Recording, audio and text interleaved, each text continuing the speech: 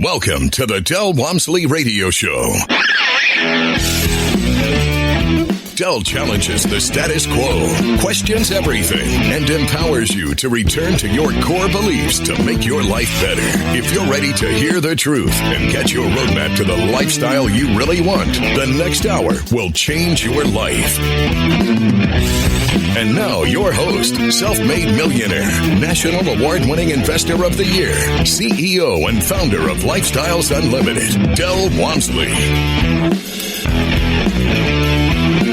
Welcome to the Del Walmsley Radio Show. I'm your host, Del Walmsley, and as always, we're working on your financial freedom. Today, my friends, I want to go back to the basics. It's the beginning of the year, and people listen to the show for the stories, for the insight, sometimes just for the laughter, fun of it. But the base of what Lifestyles does and what I teach is something that we can't get too far away from very often or very long, because it's very important for us to understand that this isn't here just as an entertainment show, which it is. Basically, this is what I call edutainment. You're getting educated while you're being entertained.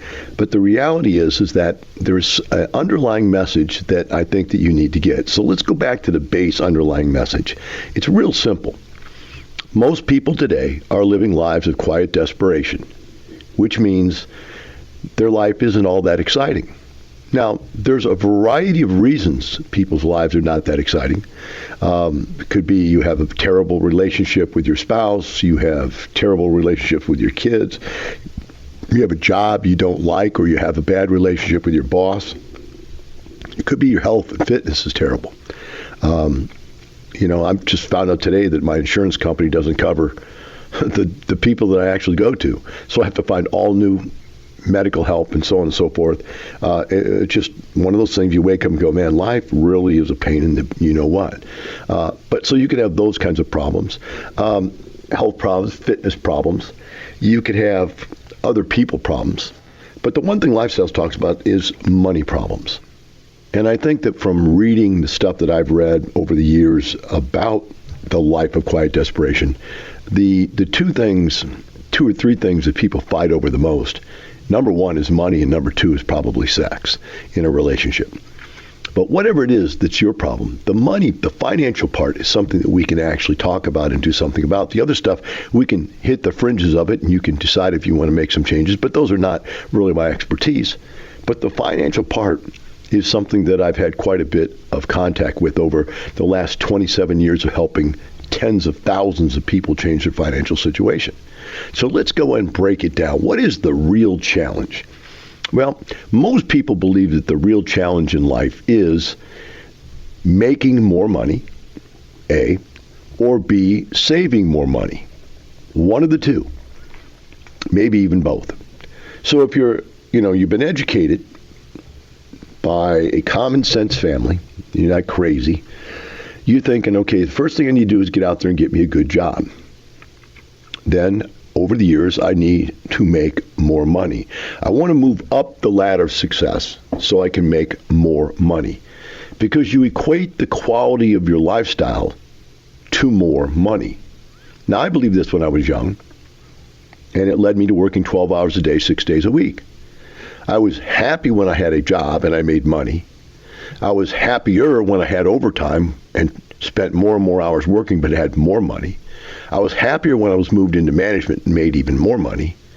And as all of this grew, more and more of my life's resources, my energy, my health, my time, got diverted towards earning more money. And the more money syndrome is one that a lot of people are on, and they get hooked on. And somewhere along the line, you wake up one day and you go, wow, I don't have a life left. I'm giving a majority of my resources to this job. And then you look around and go, what am I missing from that? What is suffering? Well, my relationship is suffering. My relationship with my spouse is suffering. My relationship with my kids is suffering. My health is suffering. So now you look at this and you go, just because I'm trying to solve this one problem, I've weighted myself towards this one problem because of this massive belief that more money will solve all the other problems. Because of that belief, I'm weighted myself to this problem to where now all these other problems are popping up in my life. So that is the very first and largest belief system you have to overcome. You have to overcome that more money is better. I would like to share with you one of my Dellisms, which is more is not better. Better is better. So what does that mean? It means you don't want more money.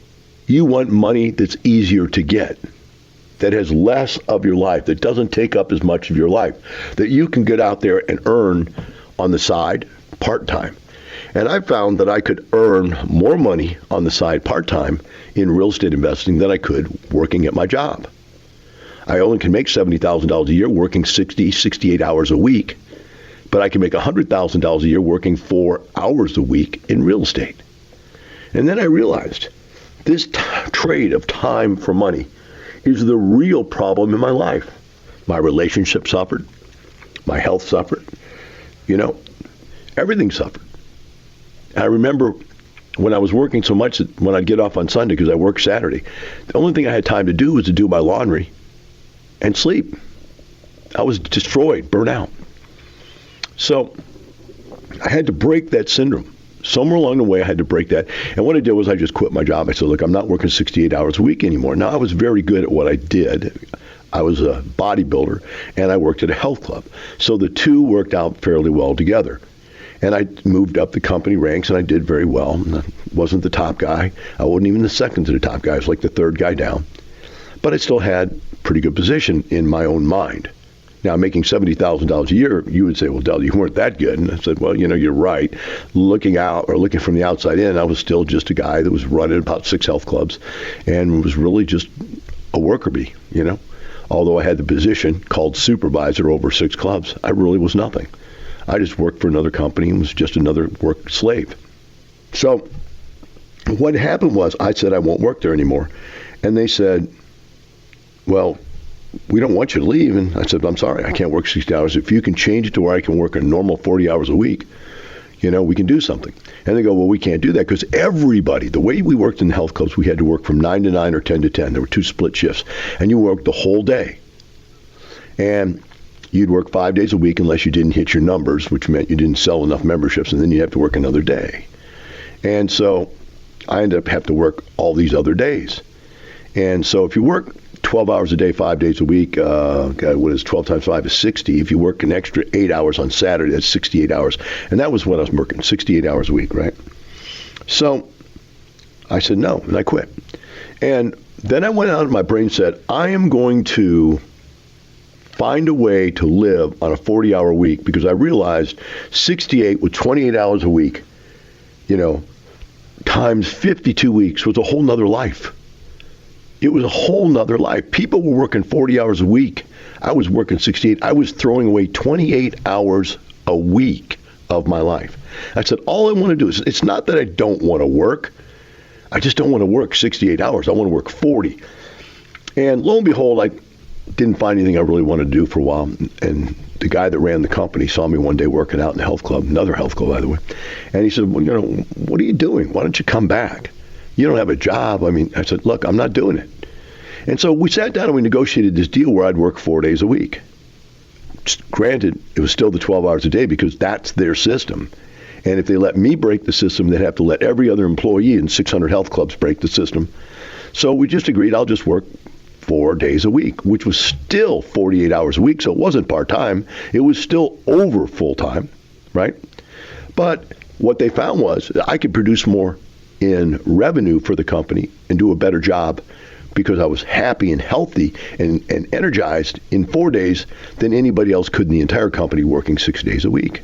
Now, do you think that made them change their approach? Absolutely not. The hard-headed individuals just had to do it their way because they'd done it that way for 25 years. They're all ex-football players and athletes and stuff, and they believe that, hey, you work hard or you get off the team and, all that stuff you see happening in football. But by the way, it's now changing. People are leaving. But I had to break that syndrome of more is better. That was the first syndrome I had to break, that more is better.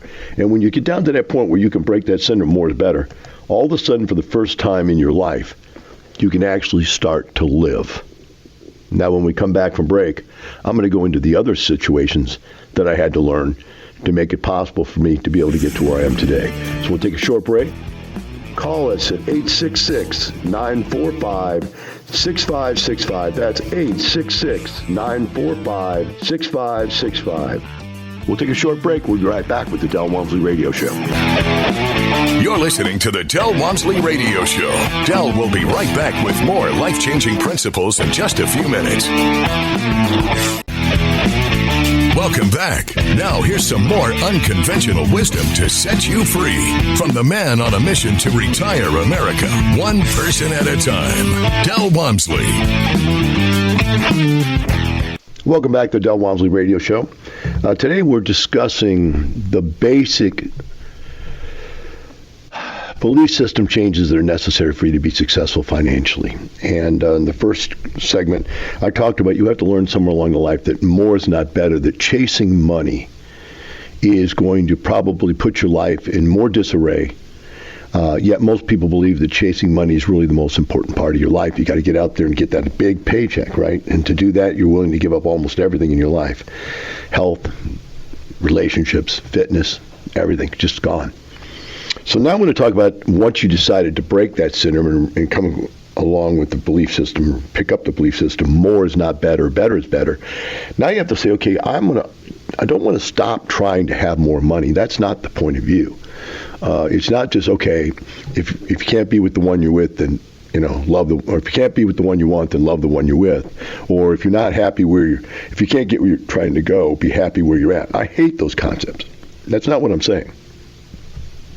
What I'm saying is that once you realize that you're not going to let your life get out of balance to where it destroys all the other parts of your life, you've got to change the belief system of how you obtain money. And the one belief system that you all have, I had, don't have that much anymore, is that the way you make money is trading time for money. And so you're figuring, I got to do this. If I'm going to stop working hard, how do I make more money? And you have to learn to make money by investing. But most people don't understand what's wrong with the concept of investing, is that they're not really investing. What you need to own is a money machine. And a money machine is something that puts out money for you every single month like a paycheck for the rest of your life. Now, we call these passive streams of income. That's a term that's been thrown around forever. But if you want to go all the way back to the beginning, it's owning your own business of some kind. But now, here's the definition that's a little different. Owning your own business, like being a plumber and going out and doing plumbing every day, is being self-employed business, and you're still working. If you want to make more money, you've got to do more plumbing. Now, I'm talking about a business that you own that you don't work in. Now, there's a difference about working on a business, which is to put it together, hire all the staff, create the investment capital, obtain the investment capital, start the business, watch the financial statements, make sure the tax returns get done every year, and make the good moral decisions to keep the business afloat. That's working on a business. But when you look at the org chart, every single day you get up, there should be no job for you to do. If there's a job for you to do, then you have a job. You need to be in a position where there is no job. And in my businesses, I own like 11 companies. At one time, I owned more than that. In fact, I've sold off quite a few in the last couple of years, so I probably even have less than that now. I'm trying to think how many I actually do have. Five or six now, I think. I sold off 7 or so, maybe 8. And so my point is that I didn't get them to go to work to any of those businesses except this one, which I enjoy doing, which I work 4 days a week. I do 4 radio shows a week. And I do that to stay in touch with my clientele and for me, to have something to do, to be relevant in life. Now that I'm an old man, I want to stay relevant. Everybody wants to stay relevant. But it's not like I can't take off. If I don't want to do a radio show, we have other people to do them, and we have people, and we have replays. So, it's not like my life has to get up and go to work or the boss is going to fire me type of thing. And it's not like I have to get up every day and go to work for 4, 6, 8, 10 hours a day. I do an hour radio show. You guys we connect and we go on down the road. But my point to you is, get to that point in your life where maybe you own an apartment complex or 2 or 3, and you do get up every day and spend an hour on the phone talking to people, solving issues, working on your business, dealing with your employees. But an hour a day, 2 hours a day, but not 4, 6, 8, 10 hours a day. Don't work in your business, work on your business. And that's the next big thing you need to understand, is that you're going to have a business, right? That's it. Work on your business, not in your business. So now that we decided to do that, we look at, okay, what kind of businesses can we own and operate? And what are the different challenges of starting a business? Well, I see people go through and they look at all the franchise stuff and they go, okay, it's going to cost me this amount of money to get started. I'm going to pay royalty fees. I got to follow their rules. And it's almost like you're paying a commission to buy a job. Now, some franchises are good. I'm not putting all franchises down. And it's probably a step better than, working at a job. But you're constrained. Secondly, you got to come up with the money to buy the franchise, and then generally you have to come up with the money to build out whatever it is the franchise does. Say I want to start a grocery store. You got to go get the money. You got to set up the business, buy the inventory. You got to do a lot of stuff. And maybe as a beginner, you don't have that kind of money, that kind of talent to know how to do it. So in steps real estate. And the first thing about real estate that's very interesting is that real estate is a very forgiving business. Very, very forgiving. I've seen people do real estate and do it wrong. They come to my seminar and go, man, almost everything you said to do, I did the wrong thing. So, man, are you all upset? Well, yeah, I am. I wish I would have come sooner. But by the way, I still made $200,000 or $300,000, and I've got that money now to start doing it your way. And I'm like, okay, that's not that bad. A lot of people don't have $200,000 or $300,000 because they did real estate wrong and still made $200,000 or $300,000. That's not a bad position to be in. I'm work with that, right? But it's those people that say, here I am 30, 40, 50, 60 years of age, and I put money in the stock market, 401k, and IRA, and I don't have anything, that are really frightening. Because those things can destroy you. I've brought people on the radio show before, and you've heard them say, I lost my entire life savings, or not entire. Usually it's about 40% of my net worth twice in my life in the stock market. It happened in 2002, then it happened again in 2008, and here I am in 2016, 17, 18. I don't want to do it again. I need to do something different. So you find real estate. Now, real estate's not only forgiving, real estate has this really unique concept. It's self-collateralizing. So whereas if you wanted to go buy a house to be in business, a rent house, and the house costs $100,000, right? You would have to come up with all $100,000 to maybe make $1,000 a month. But instead, through proper financing, you can get into that house anywhere from zero down to $5,000 or $10,000 down. And if you do it conventionally, just straight conventional, like not knowing what I teach, you put 20% down. And so you'd have $20,000 in it plus closing costs. So you'd be in for about $25,000. That's a very conventional amount of money. But still, $25,000 is a lot better than $100,000. You could buy 4 of those, right, with that $100,000 that you were going to invest instead of 1. But if you use the financing techniques that we use, we get that down sometimes below $10,000, sometimes below $5,000. I've done them for zero down. Many members have gotten them for between 0 and 5. It's just a matter of you got to have to do it the correct way. But when you do, this is a very, very good starter business. We'll be right back. Del Walmsley Radio Show.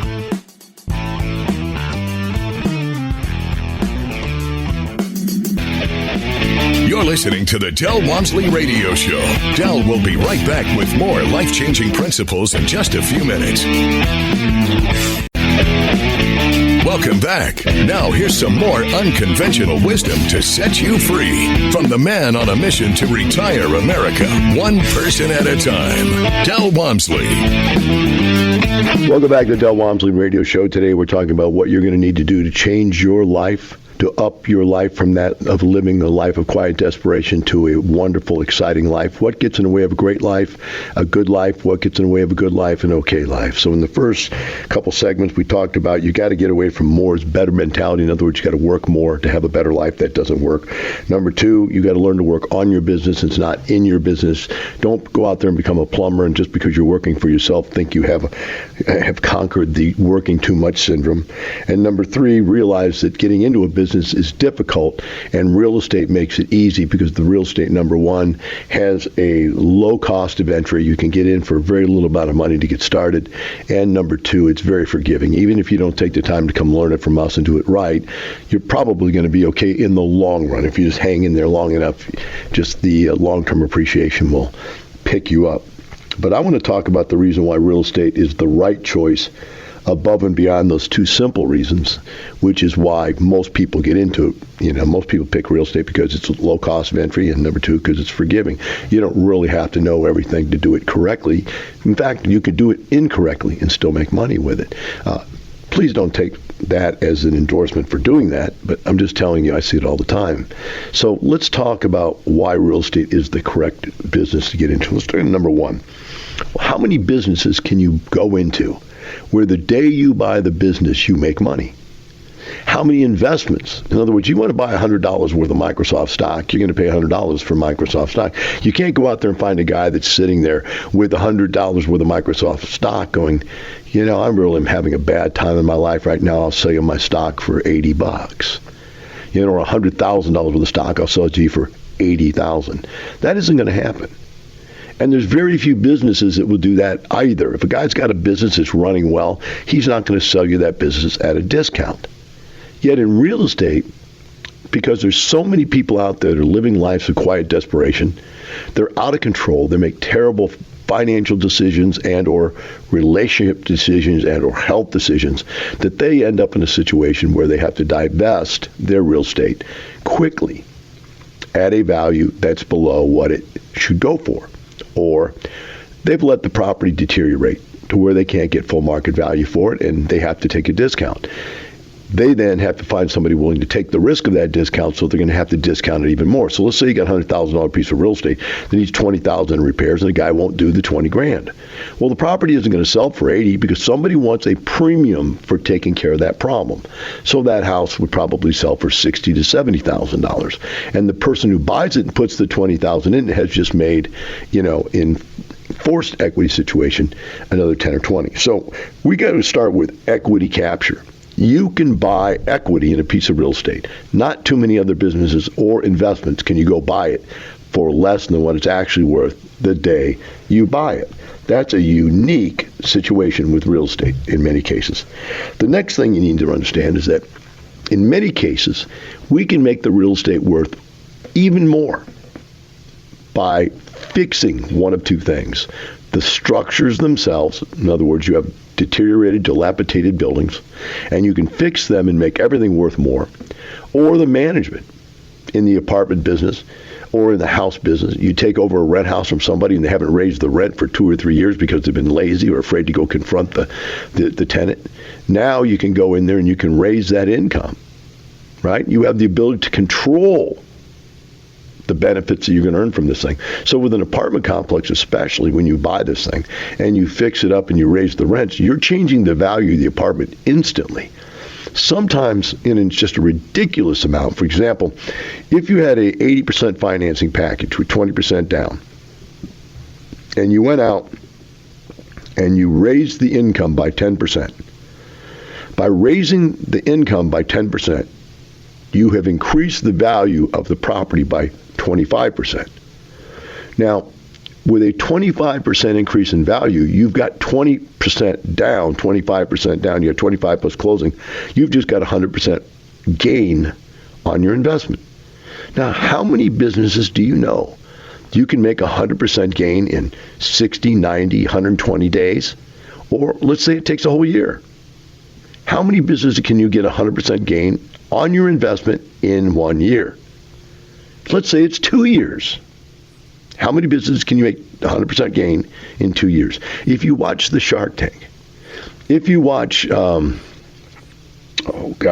Dollar Buyer, if you watch Marcus Lemonis, all these shows are showing you people that own these businesses that don't know how to operate them. And when Marcus Lemonis steps in, or the Shark Tank guys step in, or Billionaire Buyer, what's his name, Tillman Fertitta step in, they tweak their businesses for them, and their businesses double in value. Well, we have that ability to do that in real estate, to double or triple or quadruple the value of our business. So that's the second reason. Now, the third reason is my favorite. Our business produces cash flow. How many businesses have you watched on these TV shows where the guys say, I've owned this thing for 1 year, 2 years, 3 years, 5 years, and I haven't taken a salary yet. I've been living off my other job. Do you really want to start a business you have to live off your other job because the business you've started doesn't make any money? The reason we start these businesses is for cash flow. I remember 25, 30 years ago when I started this business, I came up with this, I coined this phrase, it's the cash flow, stupid. That's why we do it. Not all these other positive reasons I'm telling you right now. We do it for the cash flow. Because without the cash flow, we can't retire. And that's the long-term goal, is retirement, right? And so as we go through this and we talk about the difference, you can buy a piece of real estate and be cash flowing from day one. Now, you can't buy them where you don't cash flow until you do something different. Maybe sometimes 30 days, sometimes 90 days, sometimes a whole year, depending on project and type of project you buy. But there are deals out there, a plethora of deals. In other words, more than you could ever need, where you buy it and you start cash flow from day one. That's really good. The other thing is you can accumulate the cash flow. You don't have to sell one to buy another. And so as you build up this number of units you own, you are also building up the cash flow. But you're not living off the asset base. So like if you own stocks and you make some money in stocks, you've got to sell the stock to get any money to live on. When you sell the stock, you no longer have the asset base. It's gone. So if you don't have that asset base and it goes up in value that month, you didn't make anything, right? In real estate, we don't sell the asset base. We keep the asset base. Now, we may exchange it, in other words, get rid of one to buy a better one or a larger one or a more profitable one, but that's an exchange. We're not selling it and losing money on capital gains. We're just changing positions. They allow us in real estate to change positions, right, on our income. And that's the next thing that's important about real estate, is if it's done correctly, and it's very important to understand, this may not be happening to you because you didn't set yours up right, or you don't know what you're doing, or your CPA doesn't know what they're doing. If you set it up correctly, real estate can be virtually tax-free for your entire life, to the point where you never pay the taxes that you owe on it, even though you've made so much money, gains, capital gains, cash flow gains. You've never paid taxes on any of that because of the way the tax code is set up. And by the way, the new tax code changes didn't make it any worse. In fact, it's probably better. So here we are. We've got massive upfront gains. We have the potential to create even more gains. We have cash flow that can be built up to the point where we can cover our personal income. And that's when we consider ourselves retired, when we've replaced our personal earned income with passive income. Now, that doesn't mean everybody quits their job, although many do. It means we have the right to. But by the way, think of it. If we've got our passive income up to our earned income, that means our total income is double what it used to be. And there solves the problem we talked about in the very first segment. The problem is not that you don't want to work. The problem is you want to make more money, which means you have to do more work. But if you can figure out how to double your income without adding more work, then working for one job while earning the equivalent amount on your passive stream of income, there's nothing wrong with that. That's a very good position to be. But you have to understand, to do that, you have to set it up right. Now, the other thing is, this tax situation is that by paying no taxes, and I want you to think about this, by paying no taxes, when I had a $70,000 a year job, I took home $40,000 a year, about $3,500 a month. By paying no taxes, I only had to produce $3,500 a month to replace my income. That's the important for you to understand. You don't have to earn. If you make $100,000 now, you only have to go earn $70,000 or $60,000 in real estate to take home as much income as you were taking home before. That's a very big point that you need to keep in line. All right, we're going to take a break. Our number is 866-945-6565. If you want to call up and ask questions on any of this information, feel free. Take this short break and we'll be right back with the Del Walmsley Radio Show. You're listening to the Del Walmsley Radio Show. Del will be right back with more life-changing principles in just a few minutes. Welcome back. Now here's some more unconventional wisdom to set you free from the man on a mission to retire America, one person at a time, Del Walmsley. Welcome back to the last segment of the Del Walmsley Radio Show. Today we've been talking about all the changes you're going to have to make in your mindset to be able to change your life from just living that life of quiet mediocrity and moving on to an incredible life. Now, I want to make this point clear, is that the life of quiet mediocrity can mean that 1 or 2 points in your life are doing well, but the other points are leaving you empty. When you come home at night and you're sitting there and you're feeling empty, I know you don't feel empty during the day when you're working and things are going on and you're active and it's all okay. But what about a person who lives their life empty? That's that life of quiet desperation. Now, today's show was about the financial end of all that, which I shared with you. I thought that meant, in addition to that, if those finances are all messed up, that's the number one thing that leads to problems in marriages. It puts pressure on the family, the children, everybody. So being able to understand the value of having the finance leg of your life stable makes it easier to work on the other aspects of your life. I think you'd all agree with that. If money wasn't a problem, you would probably be more healthy. If money wasn't a problem, you'd probably be more fit. If money wasn't a problem, you'd probably have more time to spend with your children and your spouse. Money is a base problem we all have to exist with. We have to overcome. And so today we've discussed all the steps necessary. Number one is learning more is not better, that working more is not the solution to your problem. Number two, working in your business is just going to give you more hours of work. If you go over here and you start a business and you're working in it while you also have another job, your life is really miserable. You're just doubling down on work. You got to learn to build businesses that you don't work in. Number three, we learned that the reason most people start with real estate is because there's easy entry to it. It's inexpensive to get into, and it's forgiving. You don't have to be an expert at it to get started in it. In many businesses, if you're not already an expert at it, you can't get into it. We also learned that real estate was the number one chosen business because of equity capture, where you can go out and how many businesses or investments can you go out and buy equity into your business the day you buy it. Number two, forced capital gains. You can fix these things up and improve the management of them, make them worth more instantly. Number three is the most important, cash flow. It's the cash flow stupid. Without cash flow, you can't retire. The whole reason to have another business or to have a business is for cash flow. The whole reason behind and the whole concept of retiring is to have cash flow. It's not to have a lump of money that someday you can retire. It's to have enough cash flow so you can retire and buy your life back from corporate America.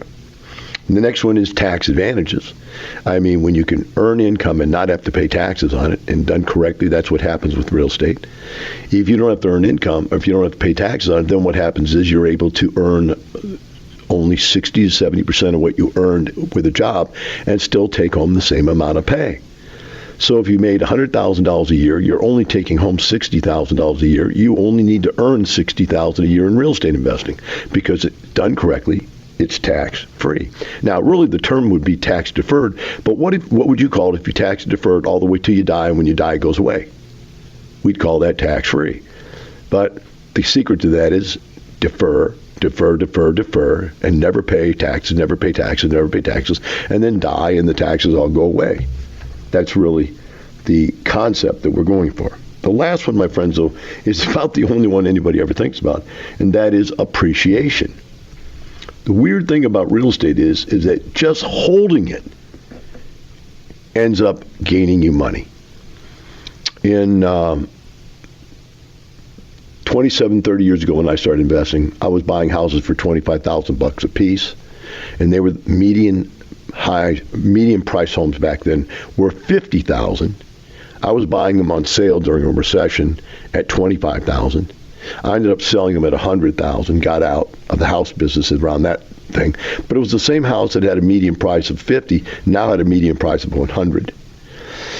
In 2008, when there was a recession started in this country, median price in Texas was $150,000, $152,000, and now it's $234,000.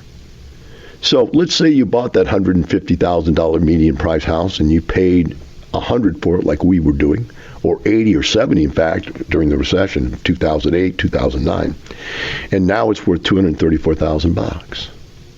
I mean, that's a massive, massive gain, and you did really nothing for it except hold on to this rent house, which paid you income. So there you go. You're getting paid to make money.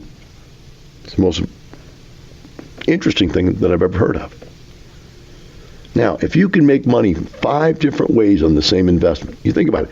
You go over here in interest right now. I just sold a bunch of my stuff, so I'm sitting on a bunch of cash, and I'm looking for a place to put it. And my bank account last year for my savings account was paying me 0.25% interest. It's now up to 0.45% interest.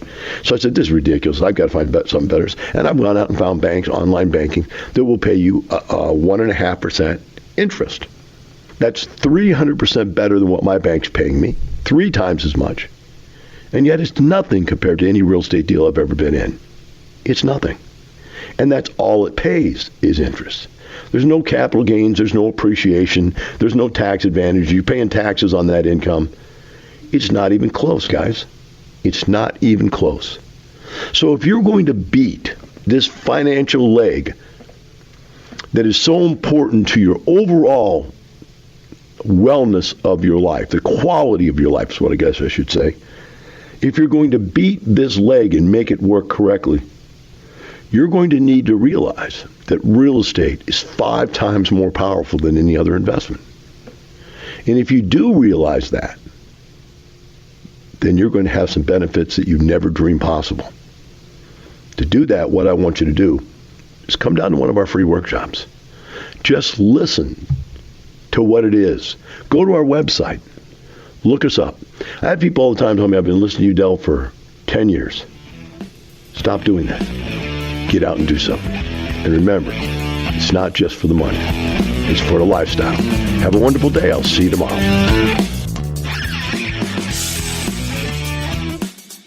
The information and opinions you hear on the Del Walmsley radio show are those of the host, Del Walmsley, his guests, and his callers, and do not necessarily reflect the opinions of this station, its affiliates, its management, or advertisers. The Del Walmsley show is for entertainment purposes only. Please consult a professional regarding your personal investment needs. Nothing presented on the Del Walmsley show constitutes an endorsement, recommendation, offer, or solicitation to buy or sell any product or security.